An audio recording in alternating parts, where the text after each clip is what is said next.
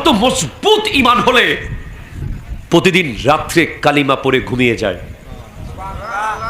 বেশিরভাগ রাতে তারা আর ঘুম থেকে উঠতে পারে নাই। অনেকে লাশ পাওয়া যায় নাই। বোমার আঘাতে নিষ্পাপ শিশুদের হাত উঠতেছে, পা উঠতেছে, মাথা উঠতেছে। অপরাধ কি? লা ইলাহা ইল্লাল্লাহ মুহাম্মাদুর রাসূলুল্লাহ সাল্লাল্লাহু আলাইহি ওয়াসাল্লাম। এই কালিমা পড়ার অপরাধে, আল্লাহকে সিজদা করার অপরাধে, ইহুদি নেতানিয়াহুকে না মানার অপরাধে ৭০ বছর ধরে আজ স্বাধীনতার জন্য তারা যুদ্ধ করছে। প্রথমে ফিলিস্তিন ছিল গোটাটা, ইসরায়েল ছিল সামান্য একটা বিন্দু। আজ গোটাটা ইসরায়েল হয়ে গেছে, ফিলিস্তিন বিন্দুতে পরিণত হয়েছে। কিন্তু তাদের ঈমান এত মজবুত। ফিলিস্তিনের মাকে জিজ্ঞেস করা হয়, আপনি জানেন আপনি পেট থেকে বাচ্চা জন্ম দিলে বোমা মেরে মেরে ফেলবে, এরপরেও কেন বাচ্চা জন্ম দেন? সেই মা উত্তর দেয়, আশায় আছি কোন দিন আমাদের কারো একজনের পেট থেকে যদি সালাউদ্দিন আইয়ুবীর জন্ম হয়ে যায়। আশায় আছি আমাদের পেট থেকে যদি একজন খালিদ বিন ওয়ালিদের আগমন হয়ে যায়। আশায় আছি আমাদের কারো পেট থেকে যদি একজন ওমর ইবনুল খাত্তাবের মতো আপোষহীন ইসলামের নেতৃত্বের আগমন হয়। সেই আশায় প্রতিদিন জন্ম দিচ্ছি। সেখান থেকে শিক্ষা নিব কি? যাদেরকে আল্লাহ ভালোবাসে, ওয়ালা নাবলুওয়ান্নাকুম বিশাইয়্যিম মিনাল খাউফ, আল্লাহ তাদেরকে ভয় দিয়ে পরীক্ষা করে। আমাদের ঘরে একটা সাপ ঢুকলে আমরা যেই ভয় পাই, এটা মোটামুটি অনেকে হার্ট অ্যাটাক করতেও পারে। অনেক নারীরা বাসার তেলাপোকা দেখলেও হার্টবিট কেমন জানি হয়ে যায়। আর ফিলিস্তিনের বাচ্চারা প্রতিদিন ক্ষেপণাস্ত্র দেখে। আপনি যদি জানতেন যে আপনাকে গুলি করা হবে একটু পরে, কতটুকু ইমানদার হলে আজ আপনার ঘরে খাবার ফেলে দেন, আপনার বিয়ে বাড়িতে কত খাবার রাস্তায় ফেলে দেন, আপনি ইফতার করার সময় কত আইটেমের খাবার খেতে পারেন নাই। আপনি কি জানেন ফিলিস্তিনের বাচ্চারা ঘাস দিয়ে ইফতার করেছে? মাঠের ঘাস ছিঁড়ে ছিঁড়ে, সেই ঘাস কি আদৌ খাওয়া শরীরের জন্য ভালো না খারাপ দেখার সুযোগ তারা পায়নি। তারা পানি দিয়ে ভিজিয়ে ভিজিয়ে ঘাস খেয়েছে। রোজা ছাড়ে নাই, রোজা রেখে দিয়েছে। এক ফিলিস্তিনের বাচ্চার কথা শুনে দিল ছিঁড়ে গেছে ভাই। সে বলছে, আল্লাহ তুমি আমাকে শহীদ শাহাদত দিয়ে দাও তাড়াতাড়ি। কেন চাচ্ছ তুমি শাহাদত? বলে, আমি শুনেছি জান্নাতে অনেক খানা আছে, অনেক দিন খানা চোখে দেখি নাই, মাসকে মাস একটা রুটি চোখে দেখি নাই, মাসকে মাস এক প্লেট ভাত চোখে দেখি নাই। মাটি খেয়ে আর কতদিন থাকা যায়? ঘাস খেয়ে আর কতদিন থাকা যায়? আল্লাহ তুমি মরণ দিয়ে দাও, জান্নাতে গেলে নাকি অনেক খাবার আছে। কারণ আমরা তো নিষ্পাপ, আমাদের জীবনে তো কোনো গুনাহ নাই। আমরা জান্নাতে যাব বলে নবী বলেছেন, আমরা জান্নাতে যাব বলে কোরআন সুন্নাহ বলেছে। আল্লাহ তুমি শহীদ করে দাও। ফিলিস্তিনের বাবা মিষ্টি বিতরণ করে, তখন মানুষ বলে, মিষ্টি বিতরণ করছো কেন? এটা তো বিয়ে বাড়িতে মিষ্টি বিতরণ হয়, আনন্দের সময় মিষ্টি বিতরণ হয়। তখন ওই বাবা গর্বের সাথে বলে, আমার 6 সন্তান শহীদ হয়ে গেছে, আমার 6 সন্তান শহীদ হয়ে গেছে, তাদের ওসিলায় যেন আল্লাহ আমাকে জান্নাত দেয়। আমি সেই খুশিতে মিষ্টি বিতরণ করি। মুসলমান, আজ আমি এই এলাকার বাসিন্দাদের বলে যাব, আজকে থেকে মুসলমানকে, এই মুহূর্ত থেকে এই মাইকের আওয়াজ যারা শুনছেন, আমরা কোনো বিলাসিতা আর করতে পারি না। আমাদের জন্য বিলাসিতা হারাম। আমাদের যাদের কাছে একটা পাঞ্জাবি আছে, 2টা কিনা আমাদের জন্য নিষেধ। আমাদের যাদের 1 জোড়া জুতা আছে, 2য় জোড়া কেনার কোনো দরকার নাই। আমাদের যাদের কাছে সিগারেটের অভ্যাস আছে, আল্লাহর কসম নিজের ভাই বোনদের জন্য 15 টাকা 18 টাকা 18 টাকা বেনসনের টাকা পটের মধ্যে জমিয়ে রাখেন। এই ভাই বোন আপনার, এই ভাই বোন আমার। আমার নবী সাত করতে লাগলেন, আল মুমিনু লিল মুমিনে কাল বুনিয়ান। এক মুমিন আরেক মুমিনের জন্য একটা বাড়ির মতো। একটা বিল্ডিং করতে যেভাবে 10,000 ইট লাগে, 20,000 ইট লাগে, 50,000 ইট লাগে, সেভাবে পৃথিবীর 200 কোটি মুসলমান মিলে একটা বাড়ি, সেখান থেকে একটা বাড়ি থেকে ইট খুলে ফেললে যেভাবে সেদিক দিয়ে সাপ ঢুকে যাবে, বিচ্ছু ঢুকে যাবে, পোকা মাকড় ঢুকে যাবে, সেভাবে 200 কোটি মুসলমান মিলে একটা বাড়ি, একটা যদি অন্যায়ভাবে হত্যার শিকার হয়, গোটা মুসলিম উম্মাহকে হত্যা করা হয়েছে। ঠিক কিনা কথা বলে? এটা আপনাকে মাথায় রাখতে হবে। আর কোনো ভেদাভেদ রাখতে পারবেন না। আর কোনো জায়গা জমির দ্বন্দ্ব, পারিবারিক দ্বন্দ্ব, টাকার দ্বন্দ্ব, যখনই আপনার ভাইয়ের সাথে আপনার 1 ইঞ্চি জায়গার দ্বন্দ্ব সামনে আসবে, তখন ফিলিস্তিনকে সামনে নিয়ে আসবেন। আপনার তো ভাই বাড়ি আছে, তাদের তো রাতে থাকার বাড়ি নাই। ঠিক কিনা কথা বলেন? আপনার ছেলে তো স্কুলে যায়, ফিলিস্তিনের বাচ্চারা জানে না কোনোদিন স্কুলে যেতে পারবে কিনা। আর আপনার সন্তান অফিসে যায়, আপনি বাজারে যান, তাদের দেশে কোনো বাজার নাই, তাদের দেশে কোনো হসপিটাল নাই, তাদের দেশে কোনো টিউবওয়েলে পানি নাই, তাদের দেশে কোনো ওয়াশরুম বাথরুম নাই। তারা কিভাবে জীবন কাটাচ্ছে? এখান থেকে আমাদের শিক্ষা নেওয়া দরকার। আমাদের বিলাসিতা বন্ধ করতে হবে, আমাদের অতিরঞ্জন বন্ধ করতে হবে। আমাদের যুবকদেরকে বলে যাব, তোমরা ফিলিস্তিনে গিয়ে যুদ্ধ করতে পারছো না, ঠিক বাংলাদেশে বসে তোমরা যুদ্ধ করতে পারো। তোমাদের মাথা থেকে ইহুদিদের মতো চুলের কাটিং ছেলে দিতে হবে। ঠিক কিনা কথা? হাত তুলে বলেন ঠিক কিনা বলেন? আল্লাহর ওয়াস্তে লাথি মারো, ওই সেলুনের চুলের ডিজাইনগুলোকে লাথি মারো। ওখানে কোনো নবীর চুলের ডিজাইন সেলুনে নাই, ওখানে কোনো ওলির চুলের কাটিং সেলুনে নাই, ওখানে কোনো সাহাবার চুলের কাটিং সেলুনে নাই। ওখানে প্রত্যেকটা চুলের কাটিং ইহুদি আর খ্রিস্টানদের। ঠিক কিনা কথা জোরে বলেন? তুমি ফিলিস্তিনে গিয়ে যুদ্ধ করতে পারছো না, তুমি 3/4 প্যান্ট পরা বন্ধ করে দাও। ঠিক কিনা কথা বলেন? তুমি ফিলিস্তিনে গিয়ে যুদ্ধ করতে পারছো না, বাংলাদেশে বসে তুমি যুদ্ধ করতে পারো। তুমি ছেঁড়া জিন্সের প্যান্ট পরা বন্ধ করো, তুমি বার্সেলোনার রিয়াল মাদ্রিদের খেলা দেখা বন্ধ করো, তুমি মেসি আর নেইমার নিয়ে তর্ক করা বন্ধ করো, তুমি ইহুদি সেলিব্রিটিদের ভিডিও দেখা বন্ধ করো। আজ থেকে তোমার চেতনা হবে, তুমি একজন সালাউদ্দিন আইয়ুবী হয়ে যাও, তুমি একজন খালিদ বিন ওয়ালিদ হয়ে যাও। আজ নয়তো কাল অবশ্যই গাজওয়াতুল হিন্দের জন্য তলোয়ার নিয়ে যুদ্ধে যেতে হবে। ঠিক কিনা? হাত তুলে বলেন।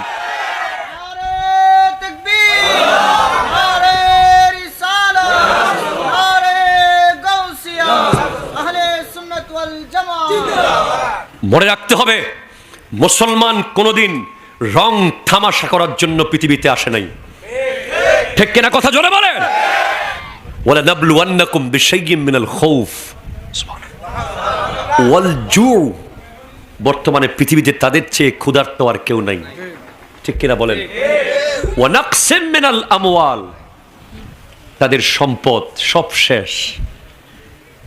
মাত্র 1 বছর আগের গাজা, কি সুন্দর দুইটা ছবি যখন পাশাপাশি লাগায়, সবুজ শ্যামল, গাড়ি ঘোড়া, রাস্তা, হাট বাজার, কি সুন্দর। আজ পুরো ধূলিসাৎ। গতকাল নেতানিয়াহু গেছে সেখানে, সে গিয়ে আবারও হুমকি দিয়েছে, ড্রোন দিয়ে যাকে দেখতেছে যেখানে এআই সিস্টেম ফলো করে মেরে ফেলতেছে, অনেকভাবে শেষ করছে। এই গাজা দখল করতে চায়। ওয়াল আনফুস, সন্তান কেড়ে নিয়ে আল্লাহ পরীক্ষা করবে। আরো জোরে বলেন না, কি কেড়ে নিয়ে? সন্তান কেড়ে নিয়ে। ওয়াসামারাত, ক্ষেত খামার নষ্ট হয়ে যাবে, আল্লাহর পরীক্ষা। ওয়াবাশশিরিস সাবিরিন, আপনি একটু ব্যবসা লস হয়ে গেলে মাথা ভেঙে ফেলেন, একটু আপনার দোকানে আগুন লেগেছে, মরে যাওয়ার অবস্থা শুরু করছেন, একটু আপনার সন্তান পরীক্ষায় ফেল করেছে, আপনি যেমন জীবন দিয়ে দিবেন এখন না। মুসলমান মানেই সাবের। ঠিক কিনা কথা বলেন না? মুসলমান মানেই ধৈর্যশীল। মুসলমান কোনো বেগানা নারীর লোভে, কোনো বেগানা নারীর কারণে সুইসাইড করতে পারে না, হাত কাটতে পারে না, পরিবারের সাথে অভিমান করে খাওয়ার বন্ধ করতে পারে না। ঠিক কিনা কথা জোরে বলেন? ঠিক কিনা বলেন? আমাদের অসংখ্য যুব সমাজ এখানে আছে। আমি স্ট্রেট ফরওয়ার্ড বলছি, কারণ বর্তমানে সবচেয়ে বড় ফিতনা হচ্ছে girlfriend, smartphone, Messenger, wifi, WhatsApp, বিভিন্ন বেগানামের সাথে সম্পর্ক। যুবকদের শয়তানের রশি তাদেরকে বেঁধে রেখেছে। ঠিক কিনা কথা বলেন? একটু থেকে একটু হলেই পরিবারকে হুমকি দেয়, আমি মরে যাব, আমি এমন করব, আমি অমন করব, হাত কেটে ফেলে, পা কেটে ফেলে ঘর ছেড়ে চলে যায়। আরে বেয়াক্কল, তুমি একটা মেয়ের জন্য জীবন দেওয়ার লোক নয়, তুমি গোটা মুসলিম উম্মার জন্য জীবন দিবা। ঠিক কিনা কথা বলেন? আরো জোরে কথা বলেন, ঠিক কিনা? লক্ষ লক্ষ এরকম নারী জান্নাতে তোমার জন্য আল্লাহ ব্যবস্থা করে রাখবে। ঠিক কিনা কথা বলে? 70 জন হুর তোমার জন্য জান্নাতে অপেক্ষায় আছে। দুনিয়ার কোনো বেগানা মেয়ের পিছে তোমার লাইফ তুমি শেষ করে দিও না। তুমি মাথায় রাখবে তোমার উপর জিম্মাদারি রয়েছে। তোমাকে জিজ্ঞেস করা হবে, হযরতে খালিদ বিন ওয়ালিদ রাদিয়াল্লাহু তাআলা তোমাকে কিয়ামতের মাঠে প্রশ্ন করবে। তোমাকে হযরতে আমির হামজা রাদিয়াল্লাহু তাআলা প্রশ্ন করবে, আমি আমির হামজার 70 টুকরা কলিজার উপরে দাঁড়িয়ে তোর আজিমনগরের মসজিদ হয়েছে। ঠিক কিনা কথা ধরে বলে? তোমার তো ইতিহাস জানো না। তোমার গায়ে পাঞ্জাবি, তুমি মুসলমান দাবি করছো। এই দাবি কোত্থেকে শুরু হয়েছে? বদরের মাঠ থেকে। ঠিক কিনা বলেন? বদরের মাঠে 313 জন যদি না যেত, আজকে আজিমনগরে মিলাদুন্নবীর মাহফিল হতো না। গোড়ায় যেতে হবে। তখন রোজা ছিল 24 ঘন্টা। বদরের মাঠে যদি সেদিন 313 জন আমার নবীর নেতৃত্বে না যেতেন, তাহলে আজ তোমার এলাকায়, আমার এলাকায় মসজিদের অস্তিত্ব আসতো না। আজ তুমি আর আমি কালিমা চিনতাম না, কারণ আমার নবী সেদিন সিজদায় পড়ে দোয়া করেছিলেন, আল্লাহুম্মা আনশুদুকা আহদাকা ওয়া ওয়াদাকা, আল্লাহুম্মা ইন শাইতা লাম তু'বাদ বাদাল ইয়াউম ফাআখাযা আবু বকরিন বিয়াদি ফাকাল হাসবুকাল্লাহ সায়ুহজামুল জামু ওয়া ইউআল্লুনা দুবুর। সুবহানাল্লাহ! চিৎকার দিয়ে বলেন সুবহানাল্লাহ। আমার নবী সিজদায় পড়ে বলে, আল্লাহ আজ তুমি তোমার ওয়াদা পালন করো। আজ যদি কাফেররা জিতে যায়, আজ যদি মুনাফিকরা জিতে যায়, আজ যদি বাতিলরা জিতে যায়, তুমি আল্লাহকে সিজদা দেওয়ার মতো আর কেউ জমিনে থাকবে না। সেদিন সিদ্দিক আকবর রাদিয়াল্লাহু তাআলা আমার নবীর নুরানি হাত মোবারক ধরে বলে, ইয়া রাসূলুল্লাহ, এবার সিজদা থেকে মাথা তুলুন, এবার হয়ে গেছে, আল্লাহ যথেষ্ট আপনার জন্য। সিদ্দিক আকবর ভাষণ দিলেন, ইয়া রাসূলুল্লাহ, আপনার জন্য তরঙ্গ বিক্ষুব্ধ সাগরে ঝাঁপ দিতে প্রস্তুত আছি, আপনার জন্য জ্বলন্ত আগুনে ঝাঁপ দিতে প্রস্তুত আছি। আমরা আপনার ডানে বামে সামনে পিছে যুদ্ধ করব, যতক্ষণ পর্যন্ত বিজয় আসবে না আপনি নবীর নুরানি জিসম মুবারকে একটা দাগ লাগতে আমরা দেব না। চিৎকার দিয়ে বলেন সুবহানাল্লাহ। তুমি সেদিনের চেতনার কথা ভুলে যাও না। ইসলাম তোমার আজিম নগরে হঠাৎ করে ভেসে চলে আসে নাই। এরপরে সেদিন 14 জন শাহাদত বরণ করেছে।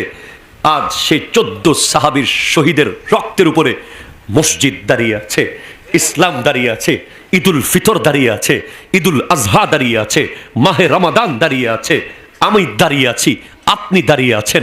এরপরে ওহুদের প্রান্তরে আমি অধম 5 বার যাওয়ার সুযোগ হয়েছে। এইবার আমি গিয়েছি রাতের বেলা, এই রমজানে। আমি অন্যান্য দিনের বেলায় গিয়েছিলাম। উহুদের সেই ক্যারিসমেটিক পাওয়ার আমি বুঝতে পারি নাই। এবার আমি গভীর রাতে গিয়েছি। খোদা কি কসম, সৈয়দুশ শুহাদা হযরতে আমির হামজা রাদিয়াল্লাহু তাআলা আনহুর কবর শরীফ থেকে, মাজার শরীফ থেকে, রওজা মুবারক থেকে এমন এক খুশবু আসতেছিল, এমন এক খুশবু আসতেছিল। সৌদি আরবের অনেক বড় বড় ব্র্যান্ডের আতরের দোকানে আমি গিয়েছি, সেই খুশবু আমি পাই নাই। সৈয়দুশ শুহাদা, তার কলিজাকে 70 টুকরা করা হয়েছে একমাত্র আমাকে আর আপনাকে ইসলাম দেওয়ার জন্য। ঠিক কিনা কথা জোরে বলেন? আজ আপনি যখন মাথায় ইহুদিদের মতো চুলের কাটিং দেবেন, তখন আপনি একবার ভাববেন সৈয়দুশ শুহাদার কথা। আপনি যখন ছেঁড়া জিন্সের প্যান্ট পরে রাস্তায় হাঁটবেন, একবার ভাববেন সৈয়দুশ শুহাদার কথা। আপনার মুখে যখন সালামের বদলে হাই আর বাই চলে আসবে, আপনি যখন মোটরসাইকেল নিয়ে ইহুদি নাসারাদের মতো রাস্তায় ত্রাস সৃষ্টি করবেন, তখন একবার ভাববেন আপনি মুসলমান হয়ে দাঁড়িয়ে আছেন ওই কারবালায়। আমার নবীর নওয়াসা 6 মাসের দুধের শিশু আলী আসগর, যার গলা দিয়ে তীর ঢুকিয়ে দেওয়া হয়েছে, আলী আকবর রাদিয়াল্লাহু তাআলা, যাকে 70 টুকরা করে জমিনে ফেলে দেওয়া হয়েছে, ইমাম হুসেন রাদিয়াল্লাহু তাআলা, যার গোটা জিসিমের বিভিন্ন জায়গায় গলায়, মুখে, কপালে, চোখে আমার নবী চুমু দিয়েছেন, যাকে আমার নবী শত শতবার কাঁদে নিয়েছেন, সেই ইমামে হোসেনের রক্তের উপরে আপনার ইসলাম। আপনি কিভাবে মসজিদে যান না? আপনি কিভাবে নাটক সিনেমা নিয়ে ব্যস্ত থাকতে পারেন? আপনি কিভাবে মোবাইলে গেম খেলতে পারেন? আপনি কিভাবে এক লাইন অযথা কথা বলতে পারেন? আপনি কিভাবে 1 মিনিট মজা করতে পারেন? আরে আপনার জন্য মজা আসে নাই, আপনার মজা হলো জান্নাতে নবীজির জান্নাতুল ফেরদাউসের গেইটে যেদিন খাদেম হয়ে থাকতে পারবেন, সেদিন পৃথিবীর সমস্ত এনজয় করবেন। ঠিক কিনা? কথা জোরে বলেন। আপনি ইহুদিদের হয়ে যাবেন না, নামের মুসলমান আর কাজের ইহুদি হবেন না। মাথায় রাখবেন, ওয়ালা নাবলুওয়ান্নাকুম বিশাইয়্যিম মিনাল খাউফ ওয়াল জু' ওয়া নাকসিম মিনাল আমওয়াল ওয়াল আনফুস ওয়াস সামারাত ওয়া বাশশিরিস সাবিরিন। ধৈর্যশীলদের জন্য